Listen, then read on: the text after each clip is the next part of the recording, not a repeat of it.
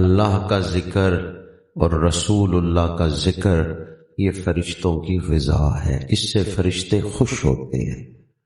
تو جو لوگ اچھی محفلوں میں شامل ہوتے ہیں ان کے ساتھ کرامن کاتبین خوش ہوتے ہیں اور شکریہ ادا کرتے ہیں۔ جب وہ بندہ دنیا سے جائے، نزع کا وقت ہو، روح بدن سے جدا ہونے لگے، تو فرشتے دعا کرتے ہیں، یا اللہ یہ ہمیں اچھی محفلوں میں لے کے جاتا تھا، یہ دنیا سے جا رہا ہے، تو بھی اسے اچھی جگہ پہ لے جا۔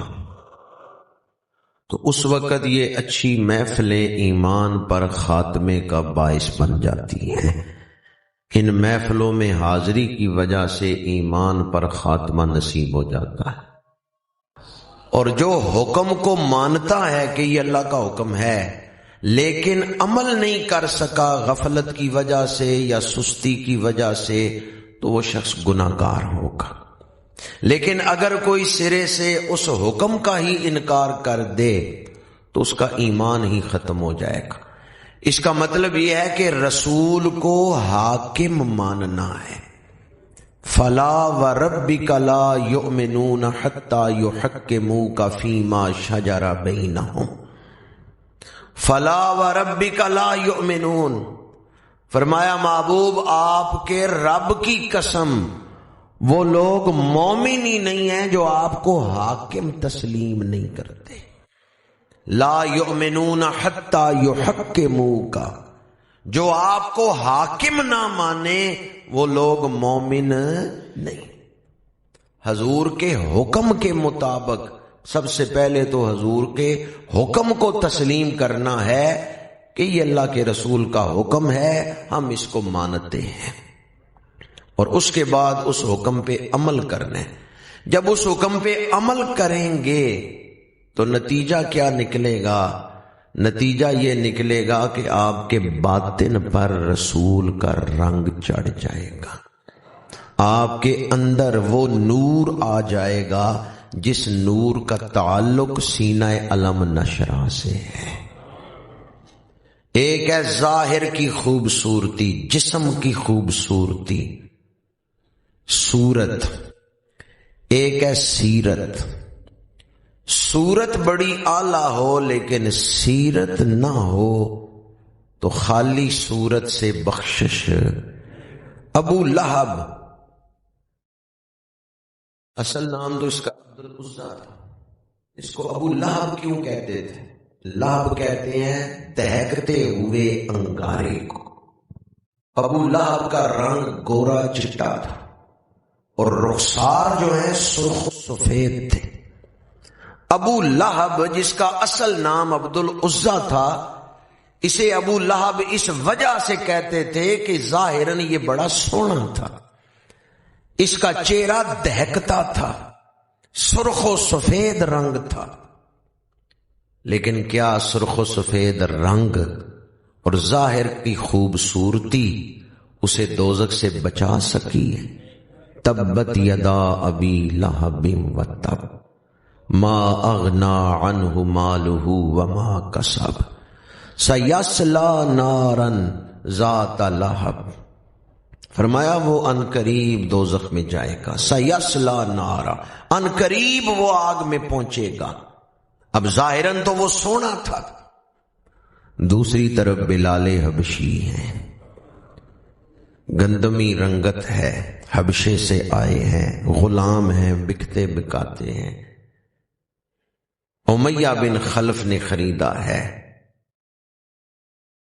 لیکن بلال حبشی حضور کے غلام بن گئے ہیں، نبوی فیض ملا ہے، قرآن میں ہے رضی اللہ عنہم ورضوا عنہ، اللہ ان سے راضی ہو گیا، یہ اللہ سے راضی ہو گئے۔ بلال حبشی کی سیرت بڑی اعلیٰ ہے، چونکہ ان کی سیرت میں کیا ہے؟ حضور کی محبت ہے، حضور کا ادب ہے، حضور کی اتباع ہے۔ ابو لہب کی صورت بڑی خوبصورت تھی، اعلیٰ تھی، لیکن سیرت اچھی نہیں تھی، کردار اچھا نہیں تھا۔ اللہ کی بارگاہ میں کردار دیکھا جائے گا، باطن دیکھا جائے گا۔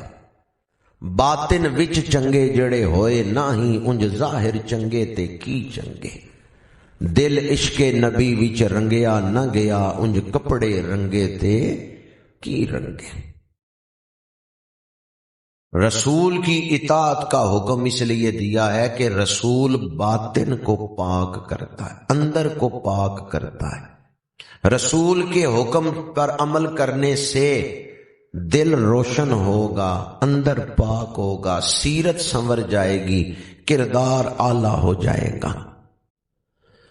وما ارسلنا من رسول الا لیطاع باذن اللہ، فرمایا رسول کو اس لیے بھیجا ہے تاکہ ان کی اطاعت کی جائے، ان کا حکم مانا جائے۔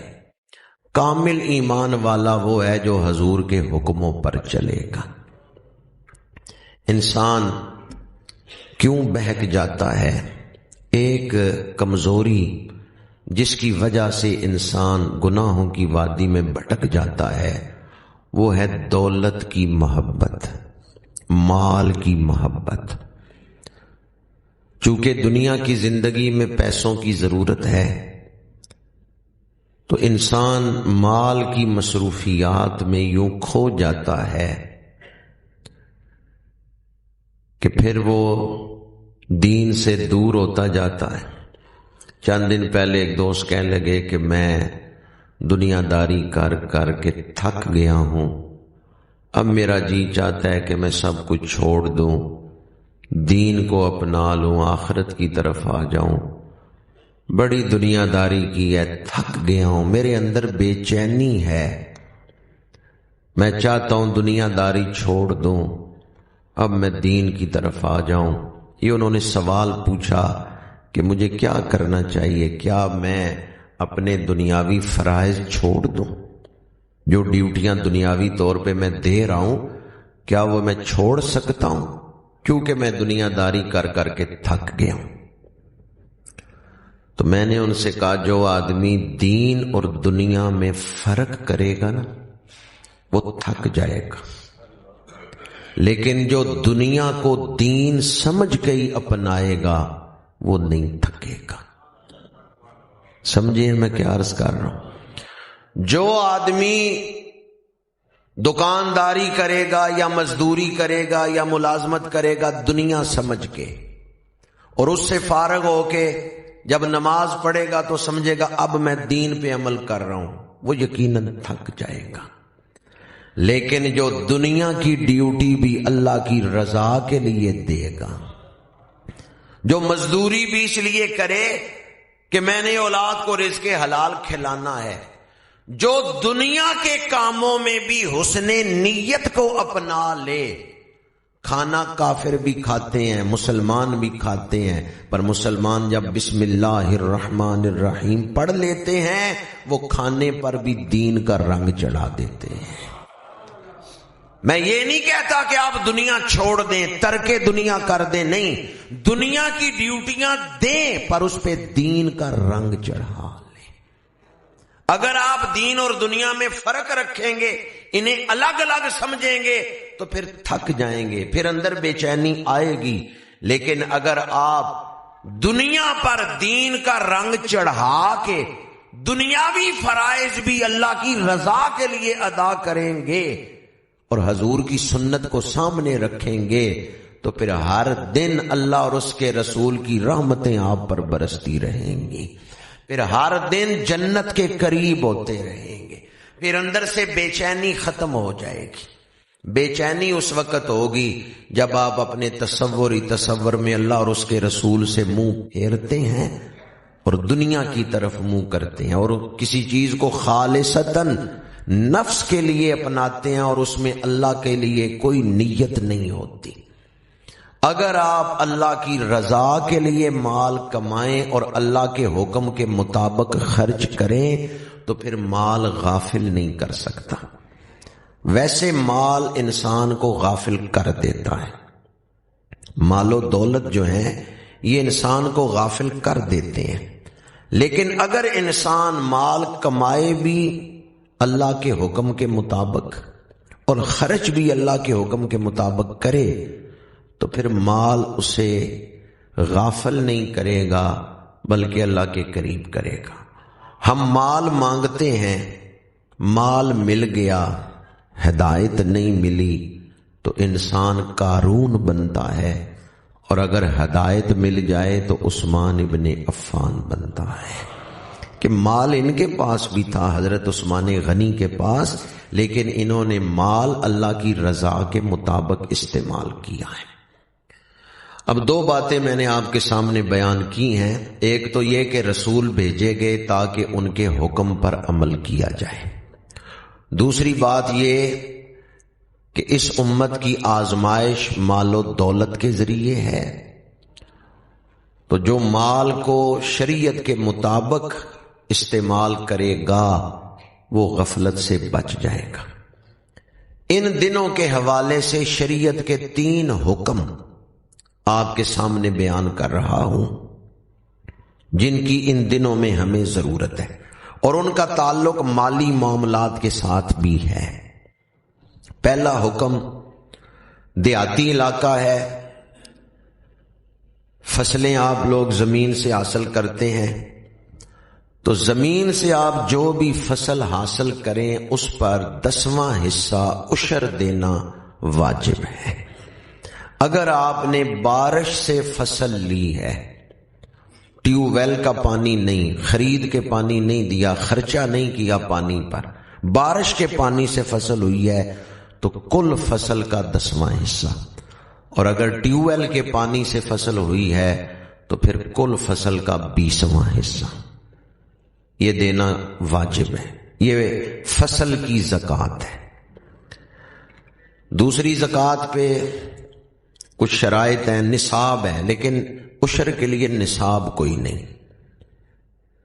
10 من ہو پھر بھی عشر دینا ہے، اور 10 سیر فصل ہو پھر بھی عشر دینا ہے۔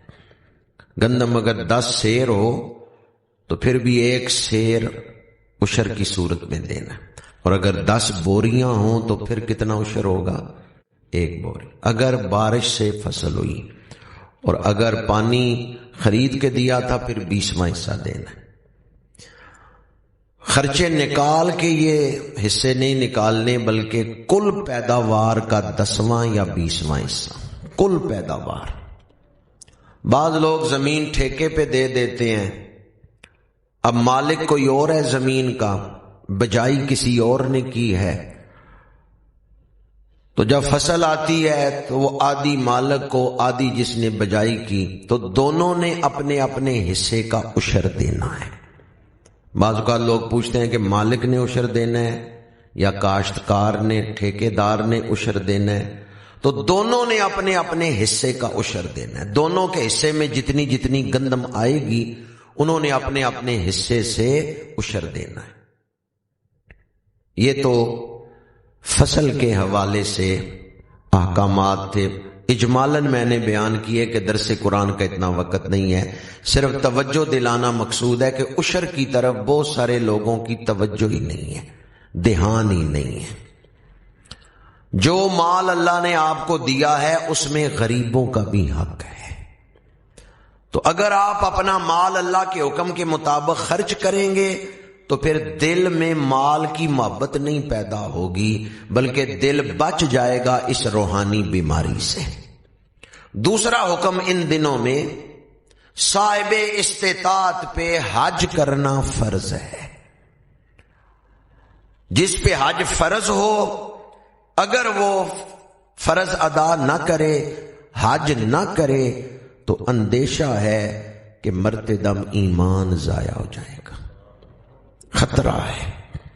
اس لیے جب حج فرض ہو جائے تو پہلی فرصت میں یہ فرض ادا کرنا چاہیے۔ اس کا تعلق بھی استطاعت کے ساتھ ہے کہ جو استطاعت رکھتا ہے اس گھر میں پہنچنے کی۔ صحابہ نے عرض کیا یا رسول اللہ صلی اللہ علیہ وسلم، کیا ہر سال حج کرنا فرض ہے؟ میرے آقا کریم خاموش ہیں۔ دوبارہ عرض کیا گیا یا رسول اللہ کیا ہر سال حج کرنا فرض ہے؟ حضور خاموش ہیں۔ تیسری دفعہ عرض کیا گیا یا رسول اللہ کیا صاحب استطاعت نے ہر سال حج کرنا ہے؟ میرے آقا کریم نے فرمایا حج زندگی میں ایک دفعہ فرض ہے، اگر دوبارہ بندہ کرے تو وہ نفلی حج ہے۔ صاحب استطاعت پر زندگی میں کتنے حج فرض ہیں؟ ایک حج فرض۔ اب صحابی پوچھ رہے تھے کیا ہر سال حج فرض ہے؟ 3 دفعہ سوال ہوا۔ حضور نے فرمایا زندگی میں ایک دفعہ فرض ہے، اور پھر فرمایا اگر میں ہاں کہہ دیتا تو تم پہ ہر سال ہی حج کرنا فرض ہو جاتا۔ کیا مطلب ہے اس کا؟ فرض کس نے کرنا ہے؟ اللہ نے۔ شریعت کے احکام کس نے نازل کیے ہیں؟ اللہ نے۔ حضور فرما رہے ہیں اگر میں ہاں کہہ دیتا تو تم پہ ہر سال ہی حج کرنا فرض ہو جاتا۔ اس کا مطلب یہ ہے حکم خدا چہرہ مصطفیٰ کو دیکھ رہا ہے کہ میرا محبوب اگر ہاں کہہ دے گا ہم ہر سال ہی حج فرض کر دیں گے۔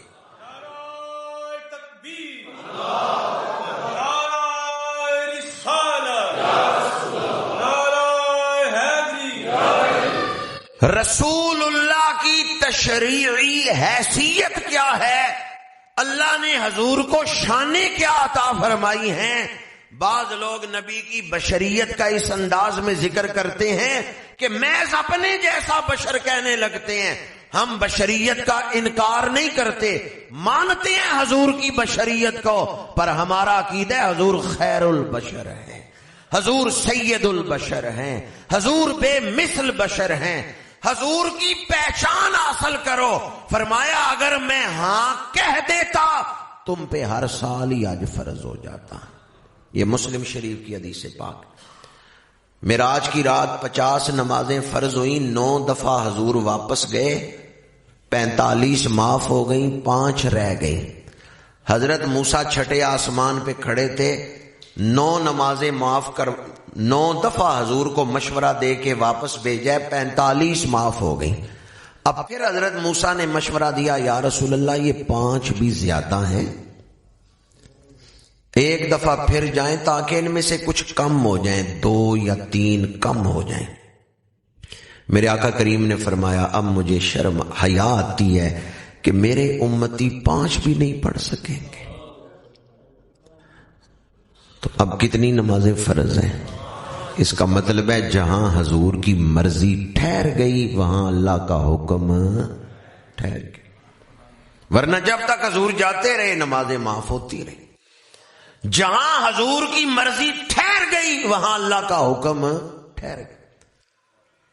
بیت المقدس کی طرف چہرہ کر کے نمازیں پڑھی جاتی تھی، عین حالت نماز میں حضور نے رخ انور آسمان کی طرف اٹھایا، دعا نہیں مانگی، دل میں آرزو ہے کہ اللہ قبلہ بدل دے، آرزو ہے دل میں، دعا نہیں مانگی، ہاں چہرہ اٹھایا ہے، اللہ نے تصویر کھینچ کے قرآن کے صفوں پہ رکھ دی ہے۔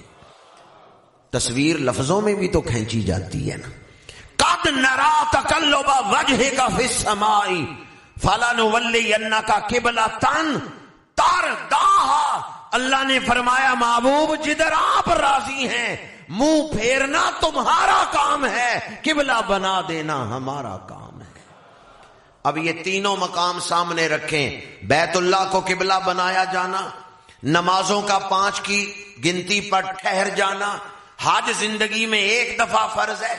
ان تینوں حدیثوں کو اور قرآن کی آیات کو سامنے رکھیں تو نتیجہ کیا نکلتا ہے؟ جہاں حضور کی رضا ٹھہر گئی وہاں حکم خدا ٹھہر گیا۔ حضور اللہ کے محبوب ہیں، حضور کو محض بشر نہ سمجھ لینا، خدا کی رضا چاہتے ہیں 2 عالم، خدا چاہتا ہے رضائے محمد۔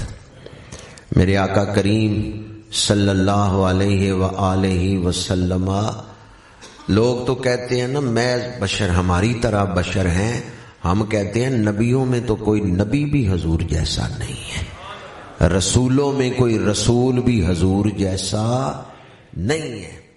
وہ کہتے ہیں نبی ہماری طرح بشر ہیں، ہم کہتے ہیں کوئی مثل نہیں ڈولندی، چپ کر مہر علی ایتھے جا نہیں بولندی، سب سے اولا و اعلی حضرت یوسف بڑے خوبصورت ہیں۔ مصر کی عورتوں نے بی بی زلیخا کو تانے دیے کہ غلام سے محبت کرتی ہو۔ اس دور میں غلاموں کی کوئی عزت، کوئی قدر و منزلت معاشرے میں نہیں تھی، تو وہ عورتیں تانا دیتی ہیں زلیخا تم غلام سے محبت کرتی ہو۔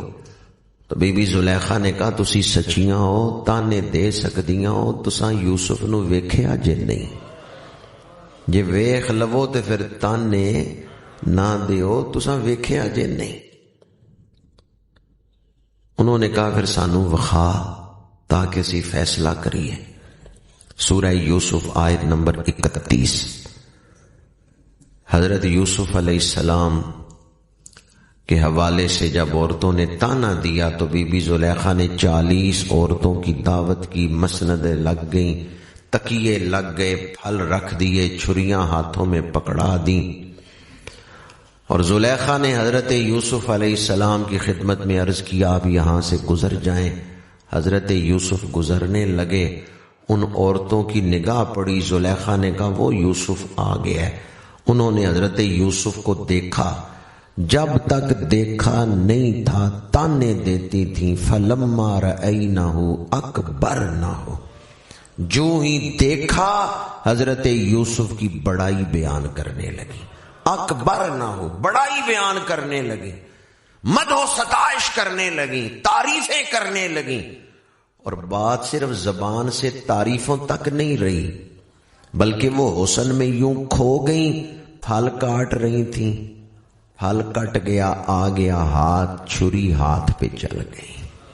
قرآن کہتا ہے وَقَطَّعْنَا أَيْدِيَهُنَّ، انہوں نے اپنے ہاتھ کاٹ دیے۔ جب ہاتھ کٹے نا خون بہنے لگا تو بی بی زلیخا نے کہا تانے مجھے دیتی تھی، ہوش اپنے اڑ گئے ہیں، یہ ہے یوسف۔ مجھے تانے دیتی تھی نا کہ میں یوسف سے محبت کرتی ہوں، تم نے دیکھا ہے تو اپنے ہاتھ بھی کٹوا بیٹھی ہو، تمہارے ہوش اڑ گئے ہیں۔ ان عورتوں نے کہا زلیخا تو ساڈے نال چنگی نہیں کیتی، سانو وکھانا سیا یوسف، اے یوسف نہیں، یوسف نو بلا، اے جڑا گزریا ہے نا اے یوسف نہیں، یوسف تے بشر ہے، انسان ہے، اے جڑا گزریا ہے اے بشر ہے ہی نہیں۔ وَقُلْنَا حَاشَ لِلَّهِ مَا هَذَا بَشَرًا، یہ یوسف نہیں، یہ بشر نہیں۔ بی بی زلیخا نے کہا یہ بشر نہیں تو کون ہے؟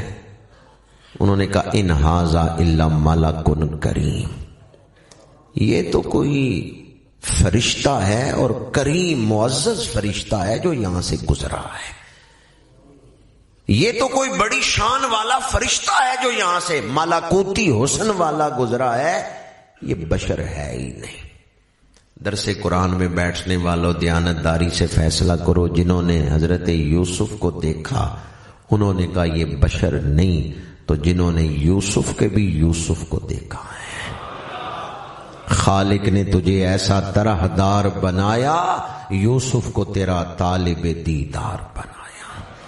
بی بی زلیخا نے کہا یہی یوسف ہیں، لیکن ان کے حسن میں تاثیر اتنی ہے کہ تم حسن برداشت نہیں کر سکے۔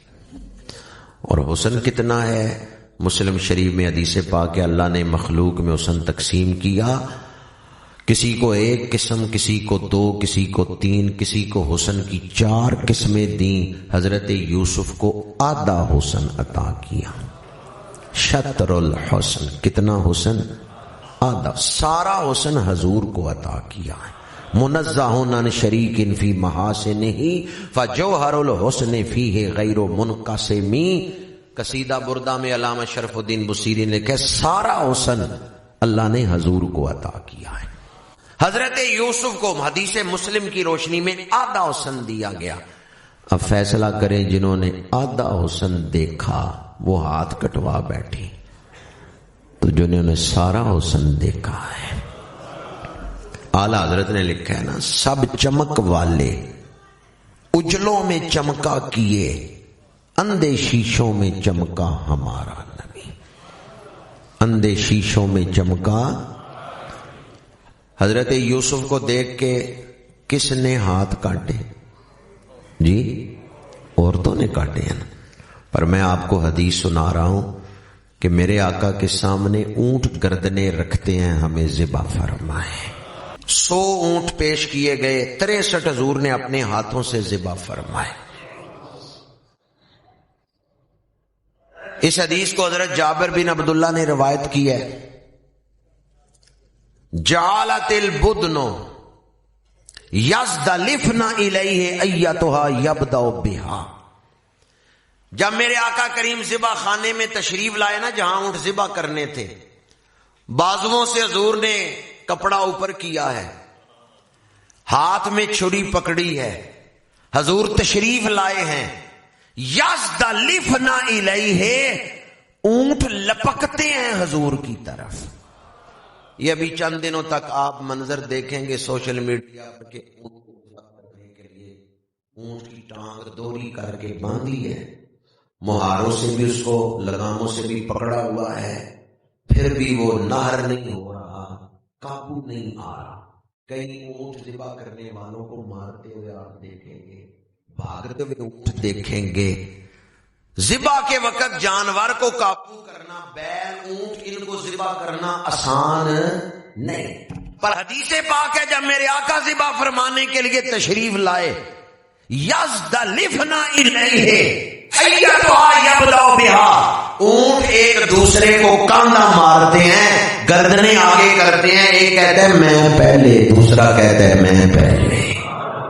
یزدلفن الیہ، اونٹ لپکتے ہیں حضور کی طرف، گردنیں آگے کرتے ہیں، سب چمک والے اجلوں میں چمکا کیے، اندھے شیشوں میں چمکا، اندھے شیشوں میں چمکا۔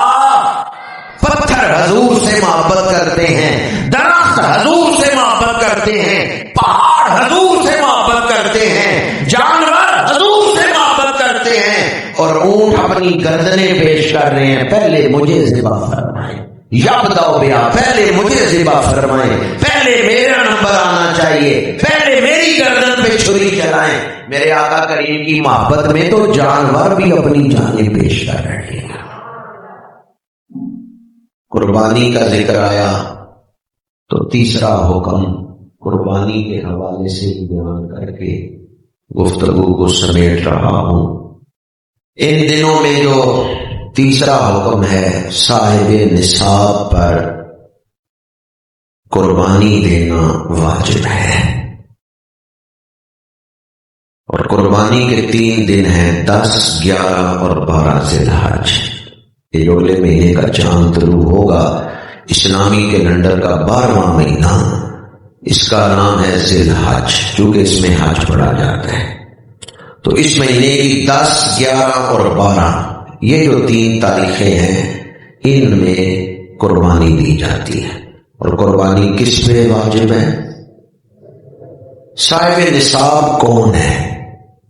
جس کے پاس اتنے پیسے ہیں جن سے 52.5 تولے چاندی خریدی جا سکتی۔ آج کل چاندی جو ہے نا وہ تقریباً 8,000 روپے تولہ ہے، تو 52.5 تولے پیور چاندی جو ہے وہ تقریباً 4.25 لاکھ روپیہ بنتا ہے۔ جس کے پاس تقریباً 4.25 لاکھ روپیہ ہے، یا اتنی مالیت کا کوئی سامان ہے جو ضروریات زندگی روزمرہ ضروریات کا نہیں، ویسے اس کی ملکیت میں پڑا ہوا ہے، چاہے دکان پہ سامان تجارت ہے یا ویسے گھر میں فالتو سامان پڑا ہوا ہے، 4.25 لاکھ روپیہ۔ تیزابی چاندی جو ہے وہ تو 4 لاکھ اور 3-4 ہزار روپیہ جو ہے اس کی بن رہی ہے 52.5 تولے، اور جو پیور چاندی ہے وہ تقریباً 4.25 لاکھ روپیہ۔ جس کے پاس اتنی مالیت ہے اس پر قربانی کرنا واجب ہے۔ واجب کا مطلب یہ ہے کہ اگر بندہ نہیں دے گا تو گناہگار ہوگا۔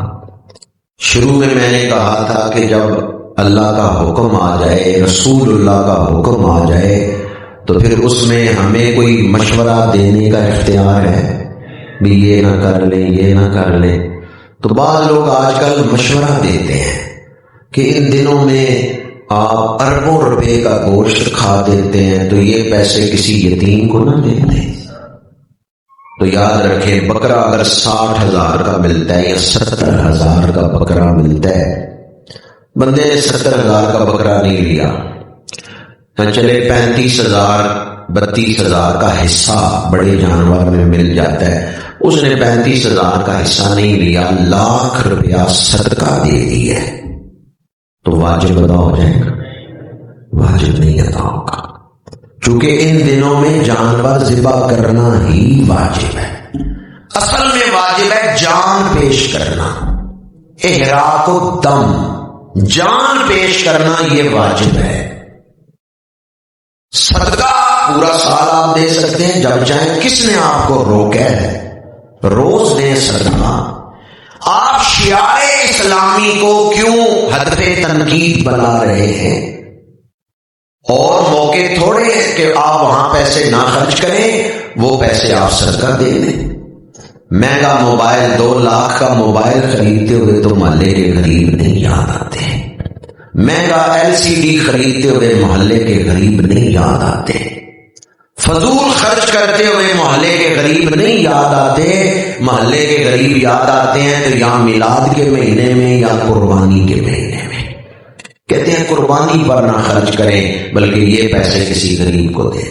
تو یاد رکھیں ان دنوں میں 10، 11 اور 12 ذی الحج میں جانور ذبح کرنا، جان پیش کرنا جانور کی، یہ واجب ہے۔ اور اللہ کا یہ فضل ہے کہ اس نے جانور کی جان کو انسانی جان کا بدل قرار دے دیا ہے کہ بندہ پیش تو جانور کی جان کرتا ہے، لیکن اس بارگاہ میں لکھا جاتا ہے اس نے اپنی جان پیش کر دی ہے۔ یا اللہ تو نے جانور کی جان کا حکم دیا، ہم نے پیش کر دی، اگر اپنی جان کا حکم دے تو ہم اپنی جان بھی تیرے راستے میں پیش کر دیں گے۔ یہ جذبہ تازہ ہوتا ہے جانور کی قربانی کرنے سے۔ جانور کی قربانی کے لیے کون سے جانور ہیں؟ ہر حلال جانور کی بھی قربانی نہیں دی جا سکتی، ان میں گائے، اونٹ، بکرا، گائے کی جتنی قسمیں ہیں مثلا بھینس ہے وہ اس میں شامل ہے، اور اس طرح بکرے کی جتنی قسمیں ہیں وہ سب اس میں شامل ہیں۔ بکرا 1 سال کا، گائے بھینس 2 سال کی، اونٹ 5 سال کا، یہ کم از کم مدت ہے، ان کی عمر ضروری ہے۔ دبا اگر 6 ماہ سے زیادہ کا ہے لیکن نظر سال کا آتا ہے تو اس کی قربانی بھی جائز ہے۔ جانور میں عیب نہیں ہونا چاہیے، چونکہ اسے اللہ کے قرب کے لیے پیش کرنا ہے، اس لیے جانور بہنگا نہ ہو، کانا نہ ہو، کان تیسرا حصہ کٹا ہوا نہ ہو، سینگ جڑ سے ہلتا نہ ہو، اور اسی طرح گائے کے 4 تھن ہوتے ہیں، 2 تھن اگر خراب ہو تو قربانی نہیں لگے گی۔ بکری کے 2 تھن ہیں، 1 تھن خراب ہو تو قربانی نہیں لگے گی۔ یہ چند ایک ضروری مسائل میں نے آپ کے سامنے بیان کیے ہیں، تفصیل نہیں بیان کر رہا کہ اس قدر وقت جو ہے وہ اجازت نہیں دیتا۔ دنوں کے حوالے سے یاد رکھیں کہ 10، 11 اور 12 3 دن ہیں، لیکن ان کے درمیان میں جو 2 راتیں آتی ہیں، یعنی 10 اور 11 کی درمیانی رات اور 11 اور 12 کی درمیانی رات کے وقت بھی جانور ذبح کیا جا سکتا ہے اگر روشنی کا صحیح انتظام ہو، اور اگر روشنی کا صحیح انتظام نہ ہو تو پھر رات کے وقت جانور کو قربان کرنا یہ مکروہ ہے۔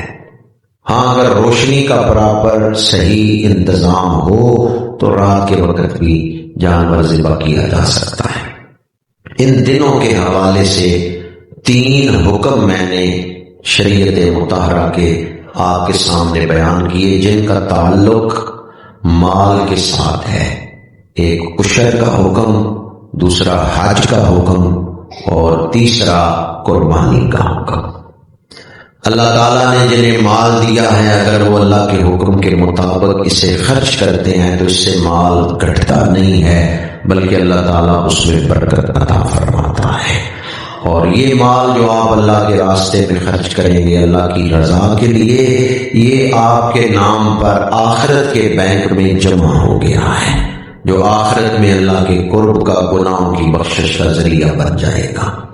گفتگو میری مکمل ہو گئی، لیکن دعا سے پہلے آپ سے گزارش کروں گا ایک دفعہ سورۃ فاتحہ، 3 دفعہ کل شریف اول و آخر درود پاک پڑھ کے میرے ملک کر دیں، تاکہ ہم اذان سے پہلے ایصال ثواب کر لیں۔ بالخصوص گولڑا شریف میں گزشتہ دنوں 2 بزرگ ہستیوں کا وصال ہوا، انہیں بھی ایصال ثواب کرنا ہے، تو ایک دفعہ سورۃ فاتحہ اور 3 دفعہ کل شریف اول